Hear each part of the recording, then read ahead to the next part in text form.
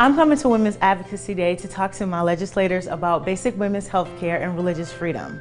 I'm a religious person and I am tired of our politicians using buzzwords like religious freedom to block basic women's health care. When it comes down to it, it's about the safety and health of our women, and it's about our choices, not a politician's religion. I'm coming to Women's Advocacy Day because the women and families of our state can't afford to wait any longer. Women make up almost half of our workforce, and yet the policies we have don't reflect that reality. Women need access to affordable, quality child care so that we can go to work and support our families. We need fair pay. We have an 18-cent wage gap in this state. That's $7,000 a year that could be used for housing, for food, and for furthering our education and our family support. We need a living wage. 66% of minimum wage workers in this state are women who are trying to survive on $7.25. Half of North Carolina workers don't have access to a single paid sick day to stay home when their child or themselves are sick. That's bad for families, that's bad for businesses, and that's bad for public health. Right now, only 10% of North Carolinians have access to paid family leave, so the birth of a child or a serious illness can mean financial catastrophe.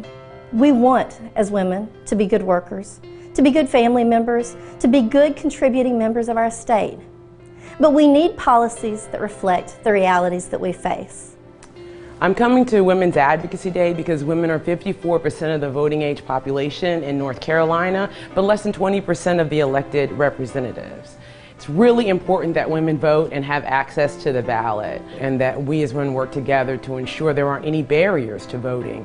That means we need to repeal the bill that eliminated same-day registration. We need teenagers to be able to pre-register to vote. We need online voter registration. We need more early voting hours and more early voting sites. And so that's why I'm coming out to Women's Advocacy Day, because they understand the importance of voting, the importance of access to voting, and how transformative that can be in women's lives. I'm coming to Women's Advocacy Day because I know how critical Medicaid is for families in times of medical or financial catastrophe. It was there for my family when my son needed it. It saved his life and my family from possible bankruptcy. Right now, North Carolina lawmakers have the opportunity to expand Medicaid to low-income adults who fall in the coverage gap under the Affordable Care Act. Unfortunately, they have yet to act. When so many of us work in fields like childcare, retail, healthcare support, and food service that don't offer health insurance, expanding Medicaid is critical for women's health. I will be attending Women's Advocacy Day because I'm a caregiver. The majority of caregivers in North Carolina are women. My greatest concern is that the General Assembly does not take in consideration the many concerns that we have. I'm concerned about the welfare of my family, how we're going to support one another, and also health care. Quality early learning is extremely important for all kids. Early learning secures their emotional, social skills, and it will definitely brighten their future as they get older. Programs like Early Head Start, NC Pre-K, Smart Start, and Head Start are programs designed to ensure that these kids get their early learning. My daughter Jocelyn, who has special needs, went from a daycare to a child care, Early Head Start, where she benefited from all this, and it made a huge impact in her life, socially, intellectually, and emotionally. It is important that all voices are heard.